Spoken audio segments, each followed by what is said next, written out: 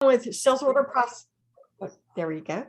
Okay, so let's go ahead and move on with this session, managing open sales order processing documents using GP. And I'm going to show you a few ways to go through and extract information. We're going to look at things in a couple of different ways, and then I'm going to show you something pretty darn cool. Before we do that, we do have a couple of business slides to get through. One of them is I wanted to thank Haley and Marlena, who's not here with us today, but and the entire team at Dex Pro for allowing me a platform in which to talk about two of my favorite topics, GP and Power BI. So thank you guys for that. I appreciate that. The next month, we're going to be doing an hour-and-a-half session instead of an hour, because what I want to show you this time, I'm going to go a little bit beyond BI, although it will include BI. I'm going to include some other Power Platform products. Specifically, I'm going to do something that I've shown a couple times, but I'm going to be talking about why it's so cool in this session, because there are some cool things you could do with sales order processing in this session. So I'm going to show you how you could build a report inside of Power BI, and then using Power Apps, create a screen that shows you all the unapproved batches. So you could approve one right there in the spot. And then as soon as you approve it, it sends an email out to the AP team to let them know it's been approved. But we're going to talk about that and how you could do some really cool things in this session, because there's a lot of really cool ideas. So that one's going to be an hour-and-a-half because it is a little bit more. There is a survey at the end that I will share the information in the link here. And so if you fill it out, I've got the slide deck. I've got for just the people who attend that get it. So that's kind of cool. You also get a template file of what I've done today so that you could basically just use it with your GP right away. We'll talk about what views they are. So go ahead and fill that out and tell me what you want to see. Oh, before I forget, so we're going to do September. We'll do that Power Platform one of batch approvals.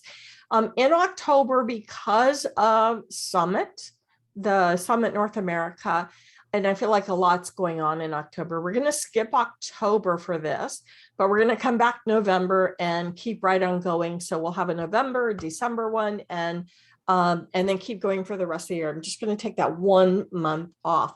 So I am looking for ideas on things that you would like to see. So by all means, fill a survey out and be super specific. If they're and there's a note section, be super specific about what you'd like to see. And it just may hit the November platform.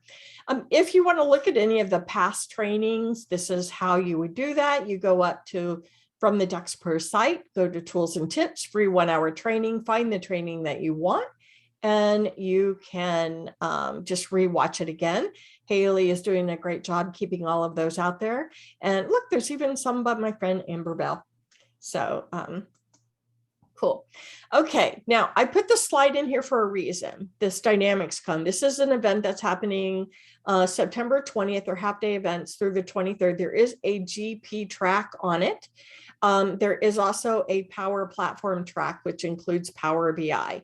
Now, the reason I put this out here is I'm doing a lot more sales order processing and inventory stuff in the GP track for this, and it's free to attend. It's virtual.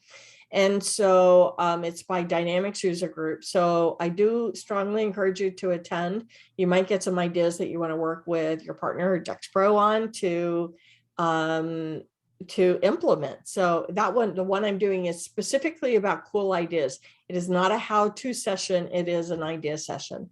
And I'll give you a little insight to some of those things today, although that is a brand new session for me, so I'm pretty excited. Okay, so our agenda for today is we're going to do some very brief customer data modeling. We have done data modeling throughout this course, so you might want to go back and look at some of the other ones for a little more information. We're going to, I modeled a lot of it. I'm saving a few specific things to model in this session so that we could talk about them. So when you go to do your own modeling, there's some unique things to GP that can help you out there, but you would just need to connect to out of the box views. So you need to make sure you have access to those views, but these are the out of the box views, and they're very similar to what you see in the Smart List customer. Sales transactions, sales line items, although you could probably get the sales transaction information from the sales line item. I just separate them out for simplicity. Items, where item master, and item quantity. And item quantity is going to help us if we have orders and we want to know what's on quantity. Do they have any quantity, or do we have any on order, or do we have enough to fulfill an order, and so forth. So we can take a look at those. Then we're going to work on building a report out. We're going to keep a little bit simple, but I encourage ideas. And then at the very end, I'm going to also show you just a little bit of row level security, just how that works, so you understand what that is. That's something we haven't talked about before. And then I want to show you Power BI in Teams. And so that's just a little hint as to the last two options, row level security and Teams, or just a little hint to some of the things I'm going to be showing in inside. Oh, and sales opportunities. Actually, that sales opportunities should probably also be on the same level as row in Teams. I just didn't do a good job with my deck there. Based on credit limits. So I think that's something that's pretty cool. So let's go ahead and dig in. And remember, just come off mute and yell Belinda when you want to see something specific. Okay, so here is our report that's got some modeling in it. You can see I already have some connections built in. And if I open up my modeling tab, I can see I have a model.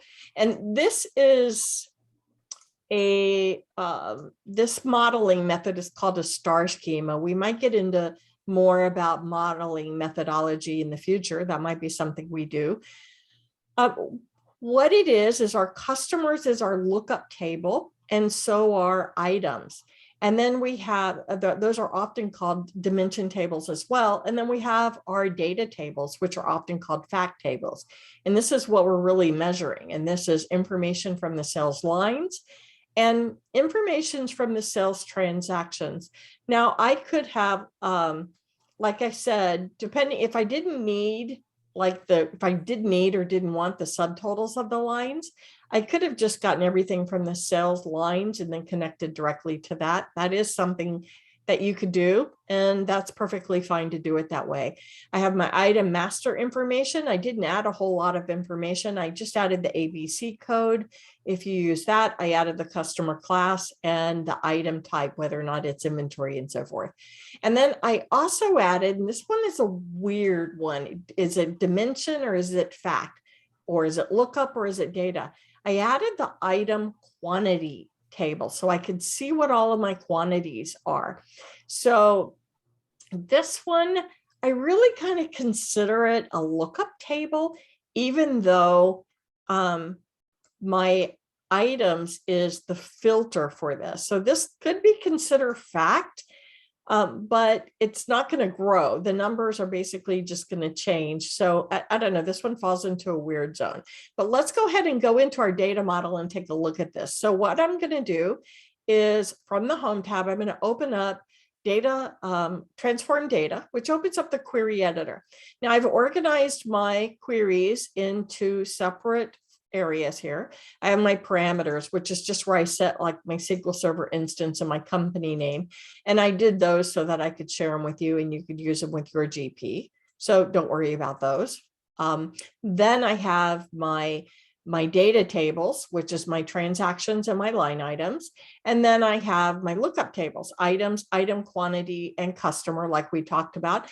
And then I also added a custom one that shows me the last day my data was refreshed, so that I could see that and use that in some of my fields. So let's go ahead and take a look at some of the things that are unique about this. Now, I just connected to the item query. There are a ton of columns. If I go back to everything, when I pull this from GP down in the bottom left, I could see I have 102 columns and I didn't need that many. So I narrowed it down to just 5 columns just to keep it nice and small. And just cleaned up the name a little bit on some. And then I also got rid of any extra spaces. So I have my item class and I have all of that here. Now let's take a look at the item quantity, because here's where I want to do a little bit of changing here. So one of the things you could see is I have my item number. I don't have the description because I could get that from the item, but I need the item number so I can create the relationship with the item master. I have the unit of measure in which I store my inventory. So that's the base unit of measure. I have my location ID, right, or location code.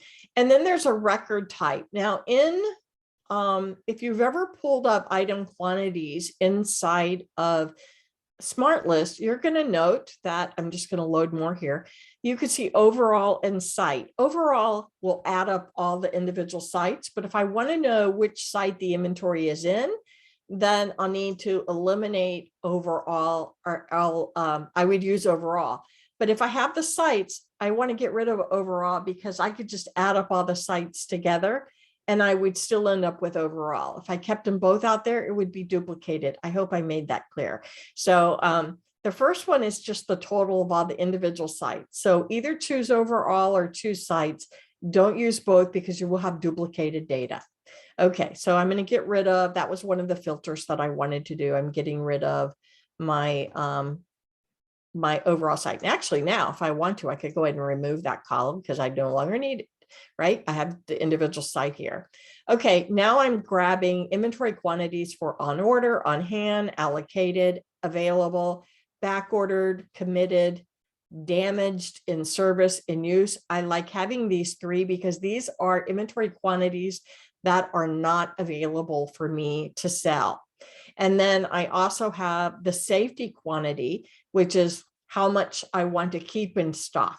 So I have all these fields out here. Now, what I did on this 0 quantity field is I created a conditional field in my query. And we've gone through the past how to do this some before. So just go back to one of the previous lessons if you're not sure. And what I did is I went through every one of these quantity columns and I said, if it does not equal 0, then enter no to 0 quantities, which means it has quantities. And I did that for each one of these so that all that was left were rows. It was either no or meaning there was 14 of them, I think. All of the individual quantity fields, or 10, maybe, I can't remember, ended up having a quantity. So if they had no quantity, I said yes. If all of them had no quantity, including safety stock, otherwise, if there was a number in any of them, I put no. And so now if I come back to the end, looks like there were 10 because I have 14 total. I'm going to come in here on the 0 quantity. And if it's 0 quantity, I'm going to uncheck it. So now I'm just looking at rows which have quantities. And that would be a item number location where there's a quantity in at least one of these 10 fields, including the safety stock field. So that reduces the number of records that I have because I went from over 1,000 records to 161. If you think about it and you get a new location, or if you ever go in and mass assign locations to item numbers, then for every item number location combination, you end up with a row in here, and we don't want to see that. So now that I've got that done, I can remove this 0 quantity row. And I'm a weirdo. I don't like to have 13 columns. It always bothers me. So I'm going to go and add one more column.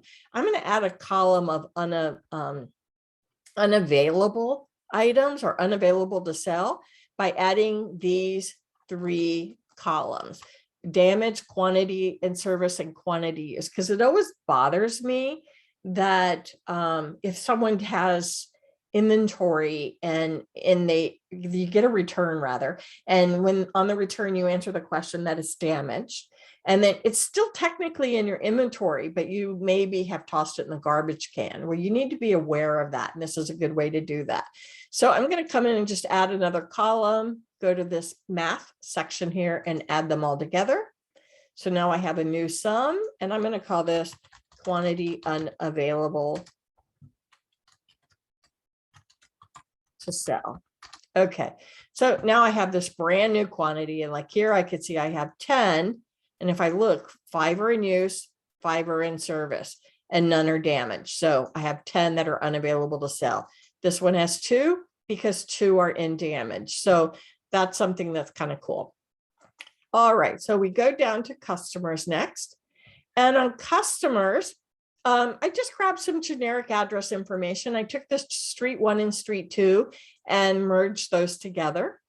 I did extract my credit limit amount, the customer balance, so I could get a little bit of an AR here if I wanted to, but I also want to see the opportunity that's available, meaning who are the customers with available credit, assuming we use credit amounts in GP and we're actually putting in dollar values. So it's going to be based off the dollar value you put in. So if you say the credit limit is $15,000 or 1 penny over 90 days, I'm not going to have the 1 penny over 90 days. I'm not going to have that in the system, but I will have available credit amount. Okay, so a lot of people don't realize that in that view, that customer view, there are unposted cash and unposted documents. And these come from unposted documents in receivables management. So if you have a SOP document and you post it and you haven't posted it in receivables yet, it would show up here. And the same is true if you have orders or invoices and things in SOP. So I'm going to take the 2 cash ones. I'm going to highlight them, and I'm still adding a new column. So I'm going to add these together, and I'll call this unposted cash. And now I'm going to get rid of these 2 cash options. It's kind of weird how these 2 work out, but that way we could track payments and things that are in the system that just happen to not be posted. I'm going to do the same for these 2 sales amounts. So what I'm going to do is I've got these selected. I'm going to add these together, and I'm going to call this unposted documents. And then I'm going to get rid of this one. And now I might even go a step further and get the unposted amount, which would be the documents minus the cash. But before I do that, let's take the cash, and I'm going to click on transform. And again, I'm going to choose standard. I'm going to multiply it times -1. So the cash amount shows up as a negative number. So that way I have that set as a negative. One of the things you're going to notice here is on the unposted documents, there's a negative. That means I have a big credit or a big return there. And that's why that is showing up that way. And oh, I have it right there too. So actually did not catch that earlier. What we might want to do, I'm going to have to check on that, is filter or do a replace rather. If I did not catch that, we'll need to check that out. So what I'm going to do now is, let's go, let me do a add column, add conditional, and we're going to call this just unposted. And I will come in and say, if unposted documents is less than 0, then we want it to be 0. Otherwise, we want to get it from the unposted documents. So that way, if I look here, I'm glad I saw that. Okay, so now here's my less than 0. We'll double check this in a bit to see which customer this is. That is Greenway Foods. Okay, so let me write down Greenway Foods. Okay. So now that I've got them posted here, I'm going to change this to a decimal number, and then I'm going to remove this one. And now I'll take my unposted, hold my control key down, and get my, I missed something somewhere. I meant to remove this one too. didn't do it. So I'm gonna take my unposted, hold my control key down, get my unposted cash, and under add column, I'm gonna come in and choose subtraction. And actually this one should have been called documents. And then this one we'll just call unposted transactions. Okay, so now we have unposted transactions. So if I wanted to get my available credit limit, one of the things I could do, I'm under add columns, I'll choose a custom column here, and now I could put in available credit limit. Now I could do this with DAX inside of Power BI as well, but this is actually, we'll just call it available credit. But this is a great place to do it where you can see it's nice and easy and clean. So I'll double click credit limit minus the unposted transactions, or actually, let me do one more thing, minus the balance. I know Lisa was sitting there thinking in her head, why are you doing that first? Okay. And then I want to do minus the unposted transactions. So I'm taking the credit limit, taking whatever the current balance is, and then taking whatever the unposted transactions are, which includes payments. And now I have a credit limit that I could see that is available for customers. So I know right away this first customer is way over their credit limit.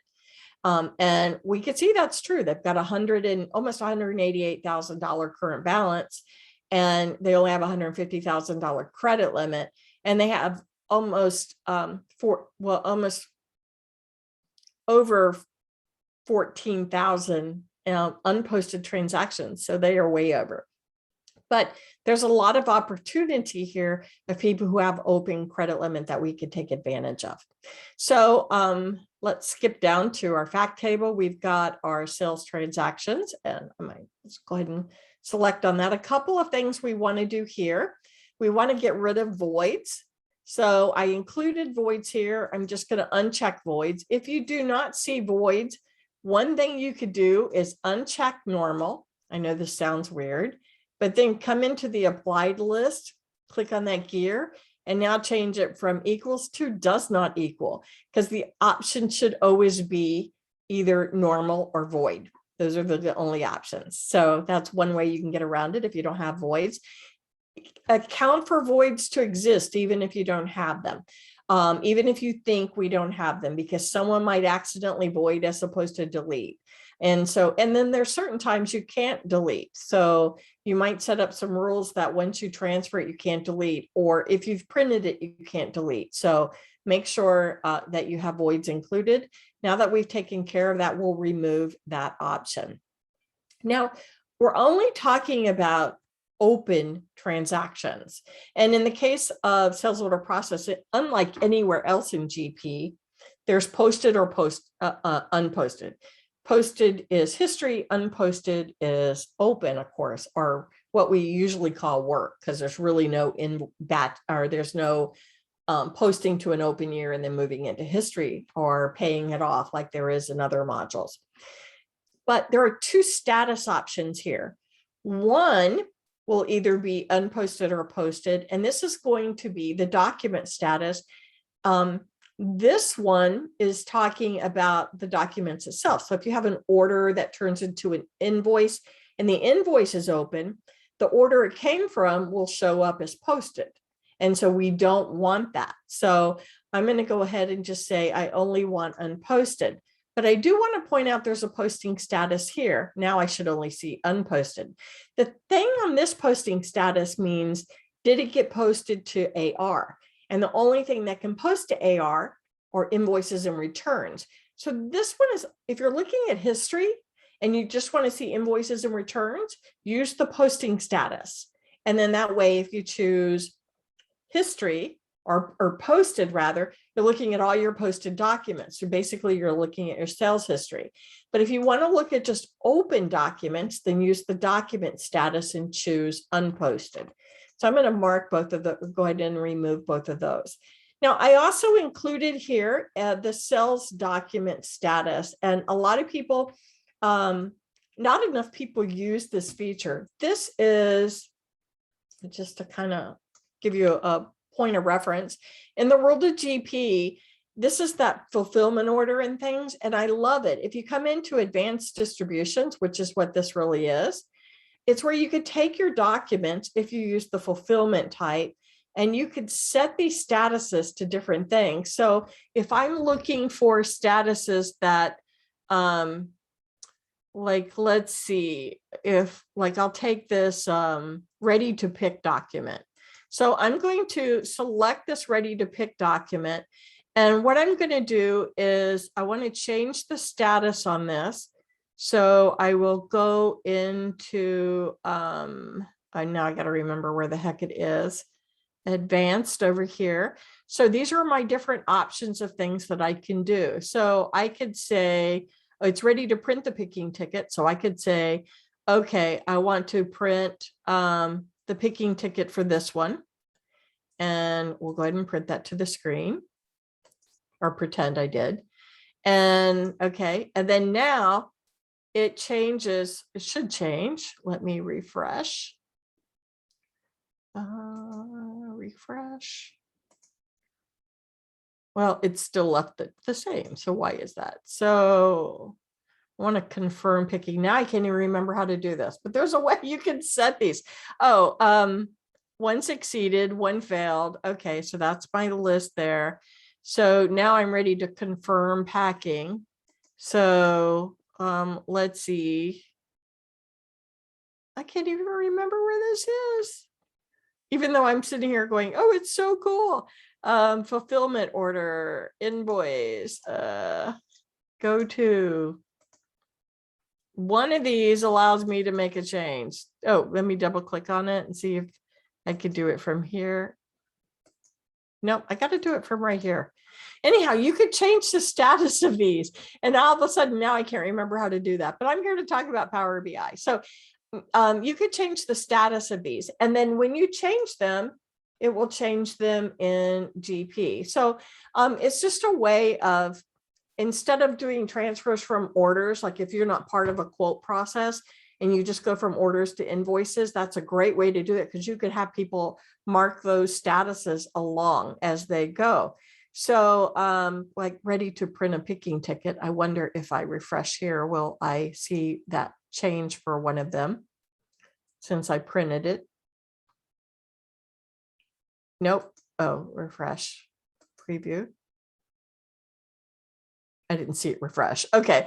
Anyhow, so you could change these. Now, what's interesting about this is it's only a single field inside of the table that changes. So it changes from one status to the next.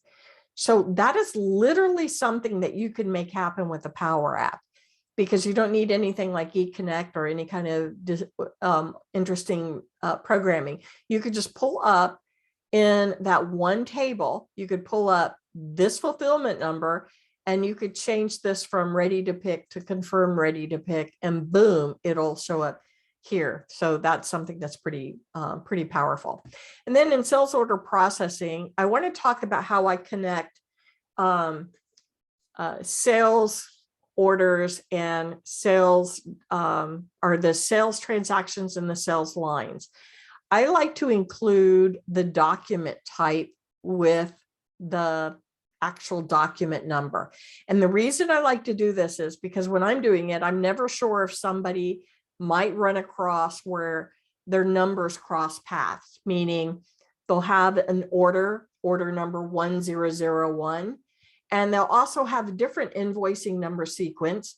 So it's possible there could be an order 1001 and an invoice 1001, and then we get confused as to the line items, or it might happen. I mean, it's a possibility. So what I like to do is put in the document type and the document number.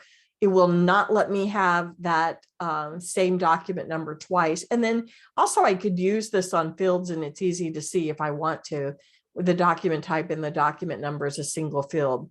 Now for the line items, if I wanted to add something like sales line item comments, which is something that's really easy to add, then you would not only need to know what the document type is and what the document number is, you also need to know the line item sequence. So what I would do then is I would first change my line item sequence to a text field.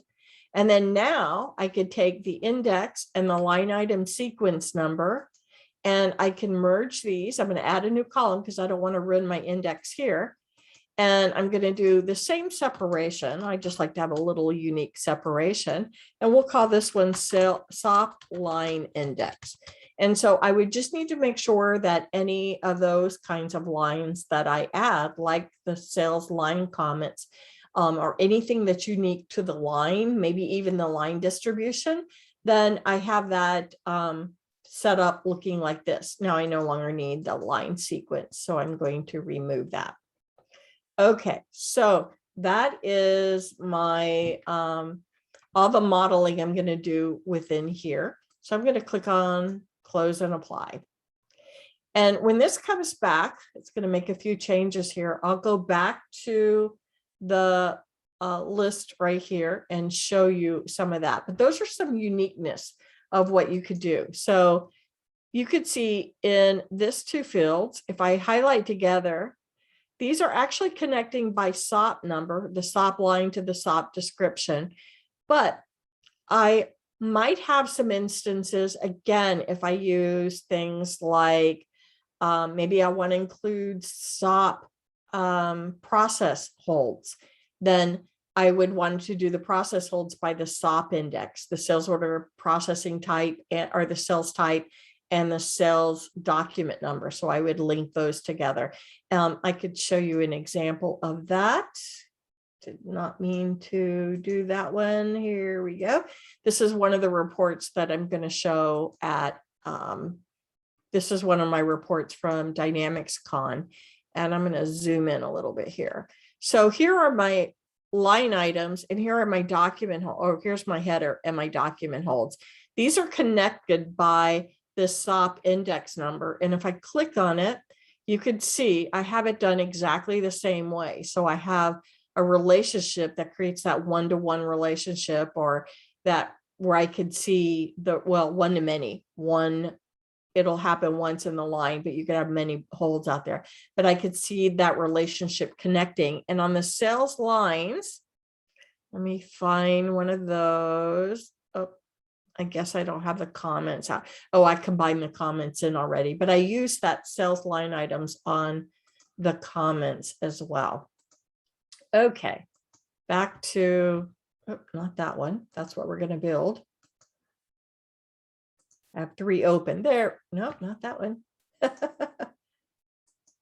Must be this one. Okay, so this is what we're going to do. We're going to start by building basically a report that shows us what's in our sales order processing. So you guys know I like to go ahead and have a darker color on the background so that the visuals stand out a little better. So I go ahead and make a template where I put the logo on and I put the title on. So what I'm going to do now is just duplicate this page, and we're going to call this page SOP documents. And then that way I could just double click on that name and SOP documents. And another thing I could do is go as of, and because I had that last refresh date, now I could come in to the value here and ask last refresh date, ask for the last refresh date, last refresh date. Okay, so I'm going to get the last refresh date time field, and get rid of that, all that first stuff.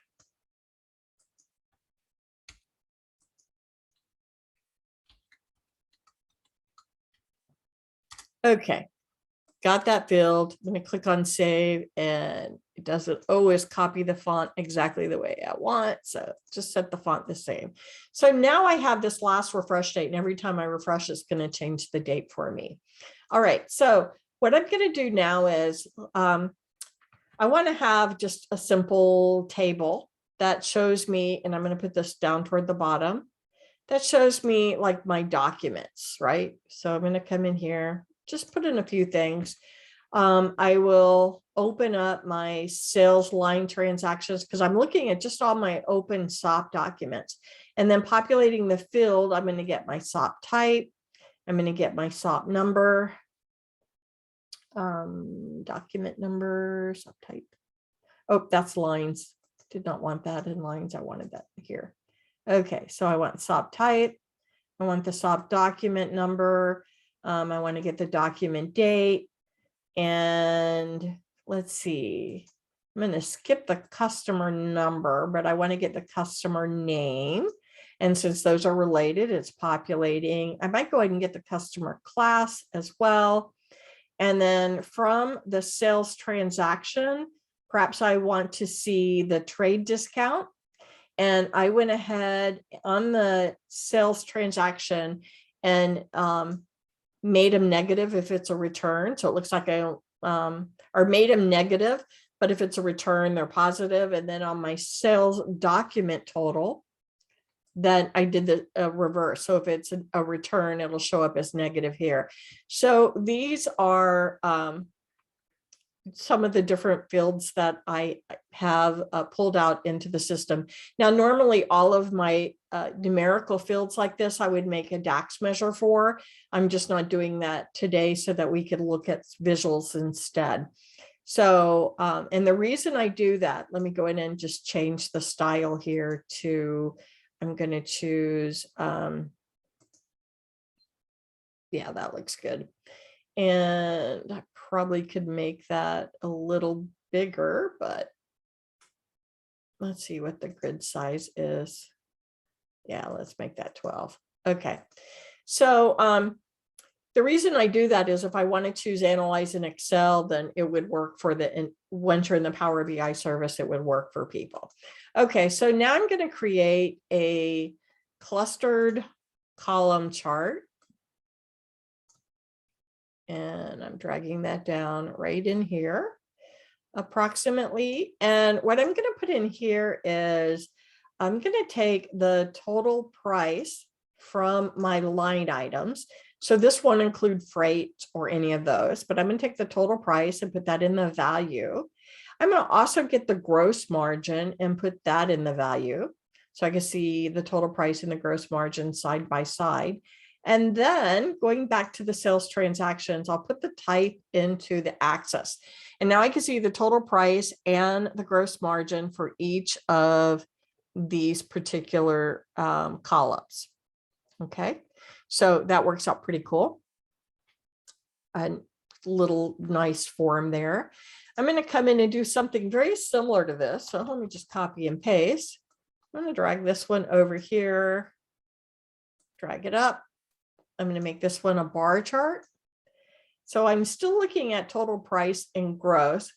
But instead of looking at it by document type, I'm going to go up and choose my item class. And I'm cheating and looking at my little notes over here. Or I could look at it by ABC if I wanted to see if it categorized right. I might want to do that, right? And let me get rid of. So now I can see by ABC if they're categorized right. We'll leave that in. I kind of like that. That's pretty cool. And then here in the middle, we'll put in a matrix, which is kind of like a pivot table template. And on the matrix, what we're going to do is I'm going to put in item number. I'm not in the rows. I'm not going to put the item or the item description name. I'm just going to put in the number, but I'm going to open up the sales line items and I'm going to get the corresponding, I want to get the corresponding item number. So I'm going to come in to sales transactions and get the item number. So if I drill down, for each of these documents, I can also see the item number. And then now what I'm going to do in my sales lines, I took the quantity that's on the document, but I also want to see, I did a translation so I could see the quantity in base. So I want to put that in my columns. Whoops, not columns, values. The quantity in base is the quantity on the invoice in my base unit of measure, not the, so if someone ordered in cases, but our base unit of measure is eaches, I'm going to see the quantity in each here. That's going to provide me a little more value I also have the total price. And if I'm going to get the gross measure as well. And so now I could see our gross margin rather. So I could see that. And then I also created a discount line, which took the actual numbers and then subtracted. It took the quantity times the unit price, and it subtracted that from the extended price. So if something showed up, I know a discount was offered on that line, or if there was a rounding difference, I would see it there. So now I have all of this number. So if I wanted to see just things on quotes, I could see just things on quotes. Let's focus on quotes for just a moment. I want to also say this is something we also want to see fairly regularly. So I'm going to come up here and add a quote option. And so I'm going to just go to my sales transactions, put in the sales document number. And instead of it showing me the first one, I'm going to say, do a distinct count. But I only want to see quotes. So what I'm going to do in that, I must have something selected there. Yeah, distinct class. I must still have quotes selected there somehow. I have more than 6 SOP documents. Not sure what I've got going on there. So what I'm going to do is, oh, that's because I did the wrong one. There we go. SOP number. There we go. Okay, so now I should see all of them. Now, I don't want it to count all documents. So I'm going to take SOP number and put it in the filter for just that visual. And I'm going to say, only show me quotes. And I'm going to hide that so people don't see it when it's in the service. So I only have 4 quotes. So let me quickly go in and do a little bit of format cleanup here. I don't want it to say count of SOP number. So I'll turn that off. I'll turn on the title and I will put in total 4 quotes. And I'm going to make the background color to that light blue so it stands out a little bit. I'm going to make that background 20s. I'm going to go to the, I still didn't put in the right field there. So I'm going to fix that in just a moment. I'm going to put in the, oh, I should, as soon as I do this, I should correct it. There you go. I'll show you what I did. I put in the number of quotes and then like I was going to do the total for quotes. So this is where it says total of quotes. Let me go back to the title and change that to number of.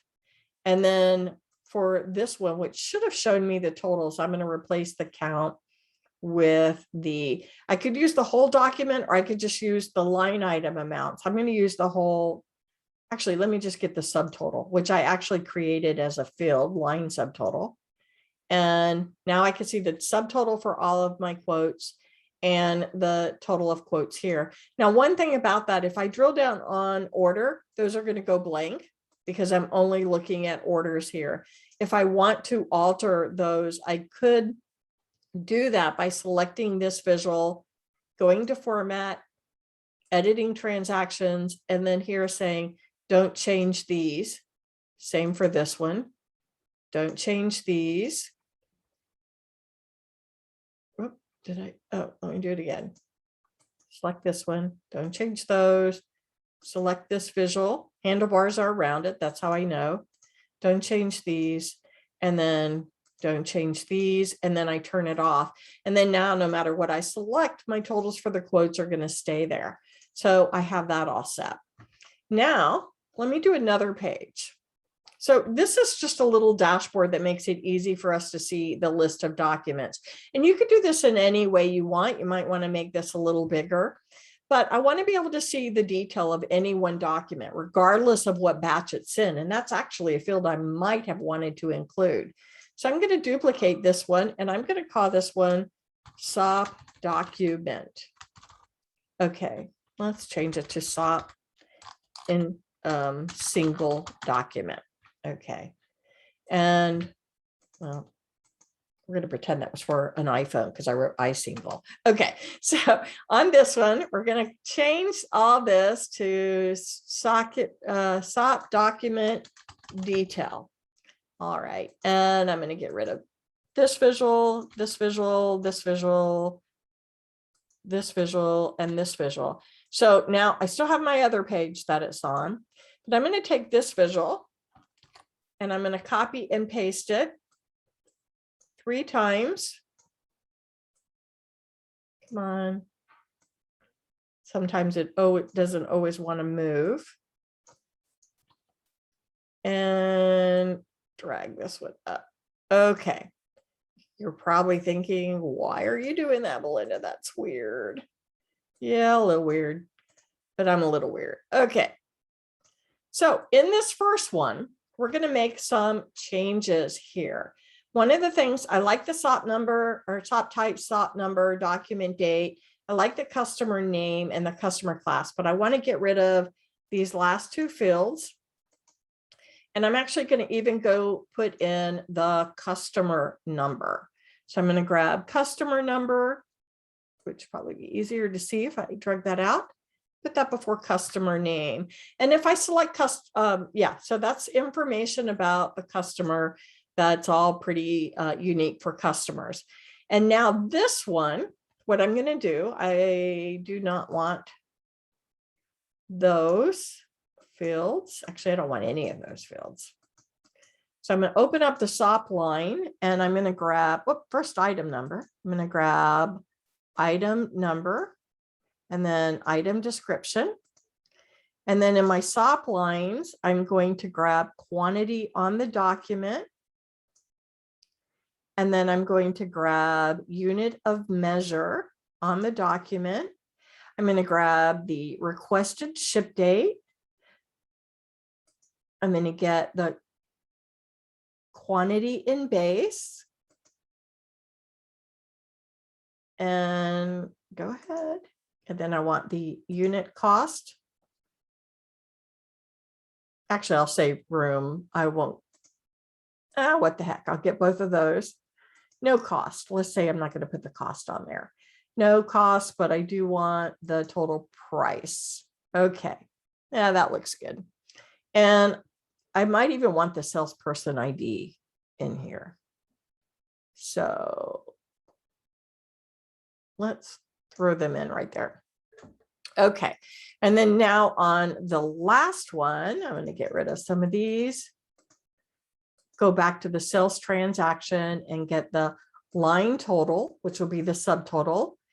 And then I want to get the freight amount. I want to get the trade discount.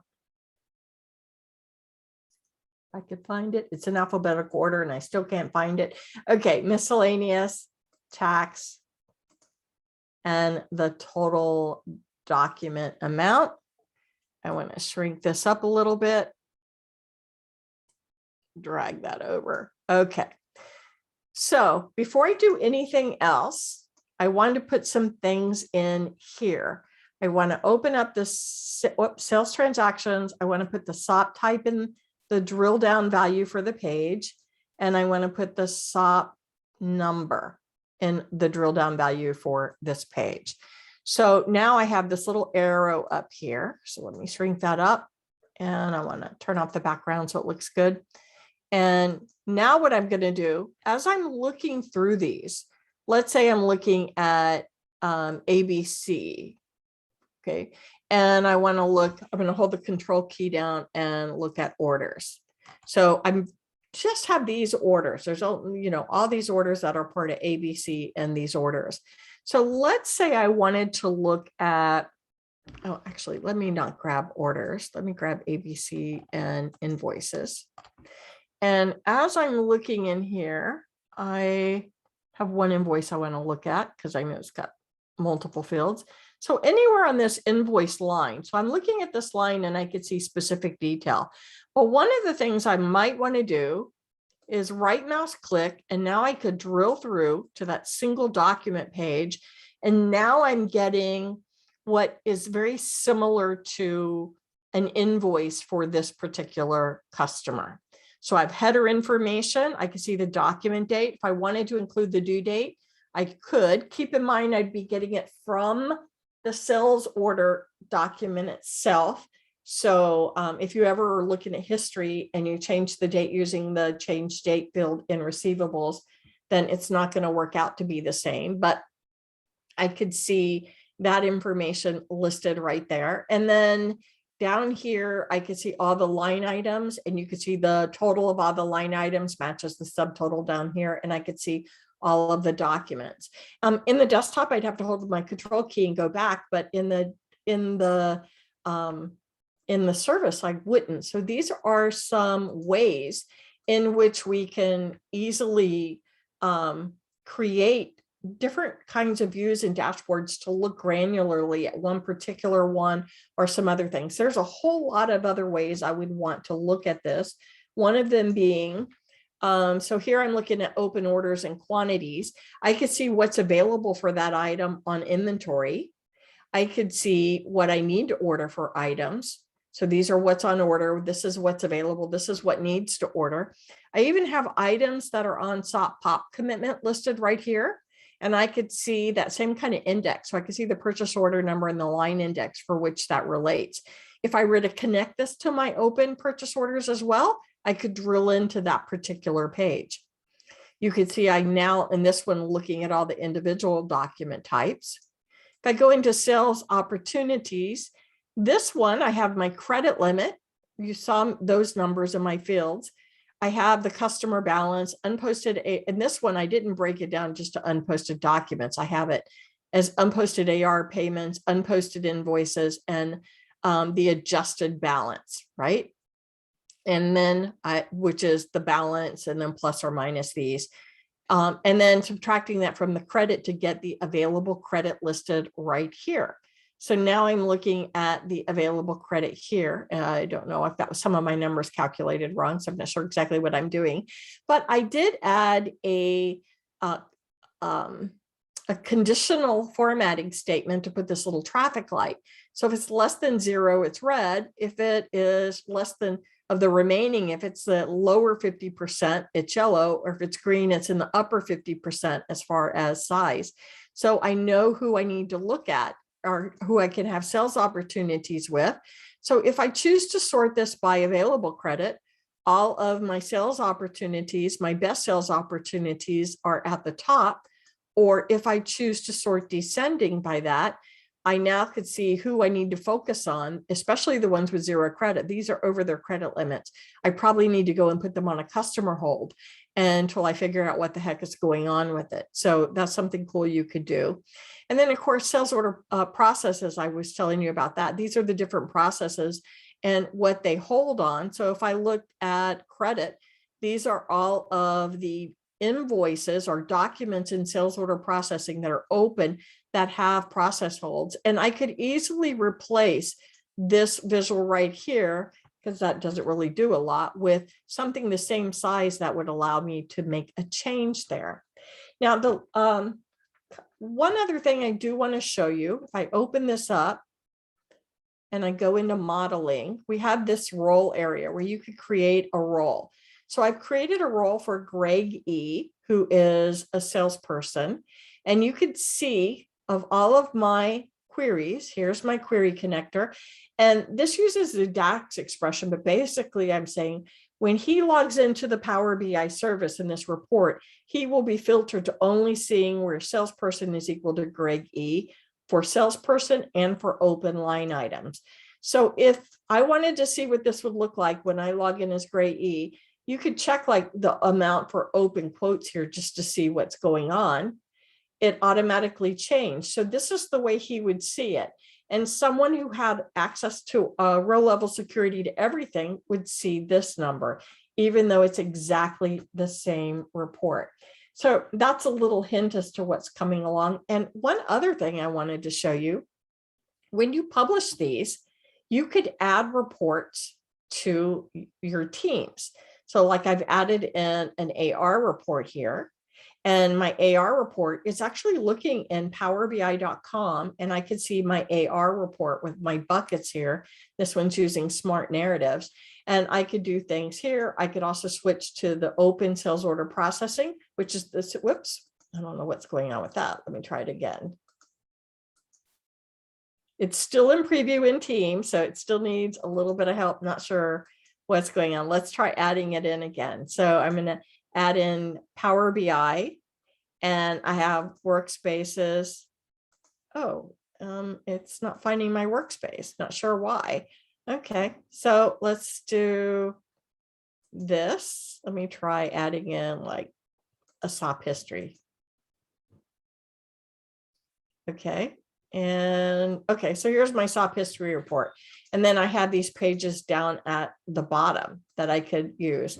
And so this is another way of interacting. And what I really wanted to show you, let me add in purchase order.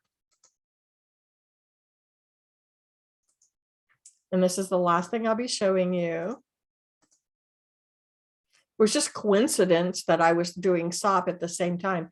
I did not plan it. Okay, so on this one, this particular visual right here, if I open up the chat, especially the chat for this visual, I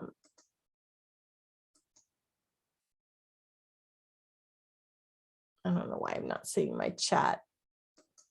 Let me open it up this way. And not seeing my chat. Maybe I didn't add that from.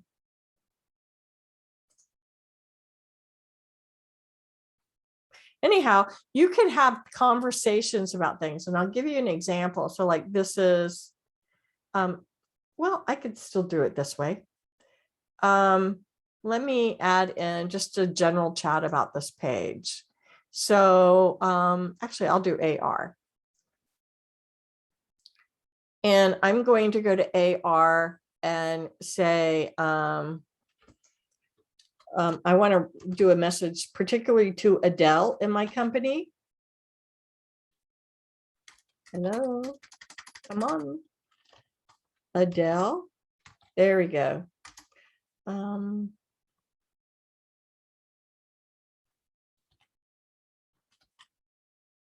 I'm logged in as Adele. No wonder. Okay, here, let me go into Teams. That was Teams on the servers.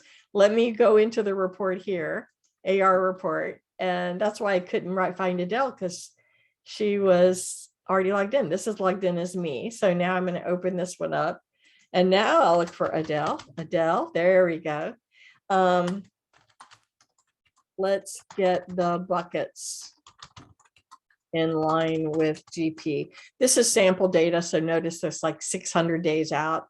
And so I just sent Adele a message. Now Adele's going to get an email about it, but you notice as I go back to using Teams on the web, logged in as Adele, this is Adele that I'm logged in as, you could see that message happen really very quickly. So if I want to come in and reply to that, I could say, well, let me just do the thumbs up. And you probably heard the message on my machine, but there's the thumbs up. When I hover over it, there is Adele. So let me go back to my slide deck for a moment, because that was a whole lot real fast. Whoop. Do not want to go back to the beginning. There we go.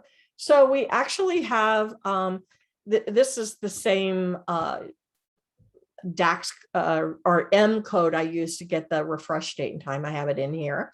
Here is the link if you want to fill out to get the slide deck, to get the template. Although now I'm starting to question the, I'm starting to question, well, some of my math or my functions, whether I got like the available credit right.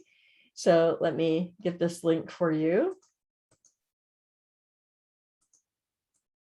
and put it in the chat. Okay. And also a Q&A code. So, or QR code if you want to get access to it. Are there any questions or comments that we have? Oh, thank you, Haley, for putting all that in there. And much appreciate that. Thanks, Liz. Thanks, Lisa. Okay, so now that we have that in there, one more time, I want to thank Dex Pro. But there's so many things that you could do. So if you want to use the advanced distributions, now it's killing me. I can't remember how to do that. It was honestly, it was something that I learned so I could train someone because I'd never used it. And then when I used it, I learned it for training, I thought, why isn't everybody in SOP using this feature? I mean, if you need to go from a quote to an order, then that's a little bit different. But if you have a lot of processes that you want to put in, because you can name your processes. So it's killing me, I can't remember in GP how to do that right now, but I thought it was a really cool thing. But the process holds are another thing that's really underutilized inside of GP. So what a great way, even if they're I mean, no matter what the hold is, it just gives you some great opportunity to be able to figure out the uniqueness of like some things that you need to do to carry on through the journey. So take advantage of some of those things that are built in, because I mean, if it's in GP, if it's in the SQL database, you could definitely pull it out. And then you could even make other connections to other things and link them together. So there is an awful lot you could do. And one of the cool things is if it's in Power BI, it's available on your iPhone and it's available on your iPad. So what a great way to help your users do work. So especially with that advanced option, imagine that in the warehouse that they don't log into GP, because all they would need to do is maybe somebody prints a picking ticket for them. And the only thing they need to do then is say, okay, we've packed it. I need to tag that we've packed it. And then, so they would go through and tag that they packed it. And for the life of me, let's see if I could find where this is. If I select one of these, I did the advanced distribution. I thought that would be all I needed to do. Print packing slip, send packing slip. Let me do that. Oh, we'll just pretend that was done. And now let me refresh. Oh, ready for print. Okay. Good. Let me do the confirm pick and pack. Okay, so here is confirm pick and pack. So, oh yeah, this one is, does it tag a little different than some of these others? What about the shipped one?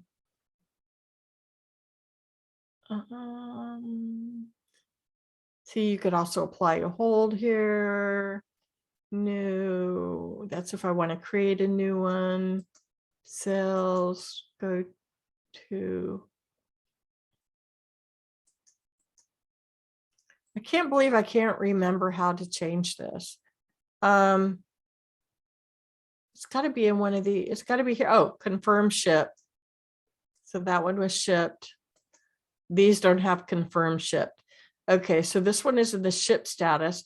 So the next thing that would happen, because if I came here and I went into tools, setup, sales, SOP, one of the things that we have, oh, and this isn't the right one. Tools, setup, sales, and advanced picking setup. Nope, not that one. It's been too long. Fulfillment workflow setup.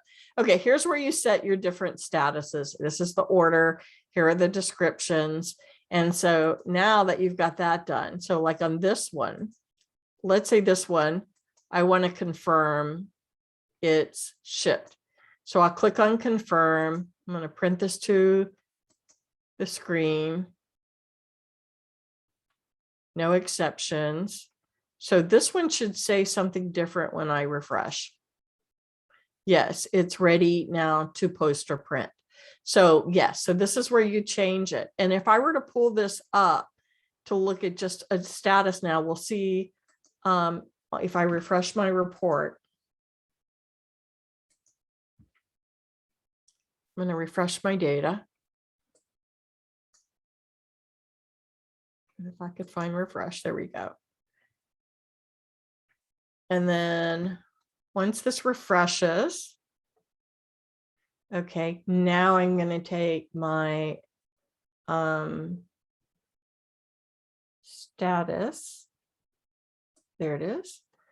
Filter on this page to ready to print or post.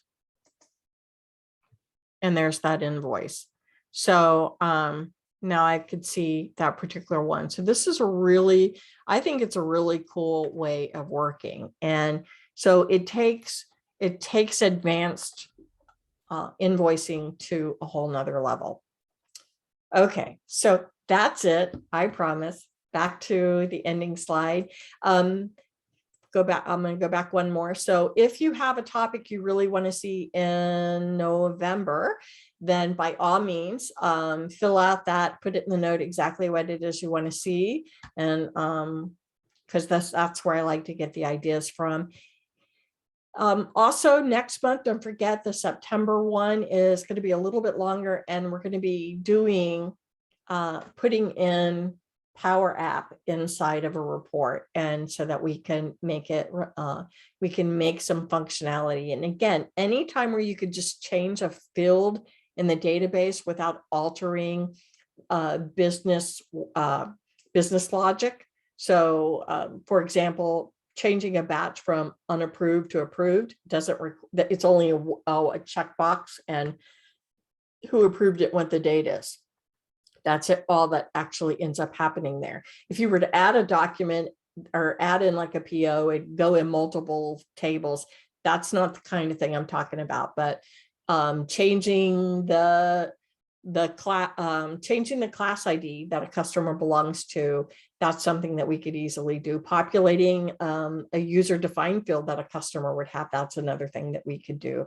So, that's a good idea. If we created a drop-down list inside of Power Apps that would enable consistency for that user-defined field, that might be something interesting. I don't know. Anyhow, I will leave it at that. Thank you, everyone. Have a good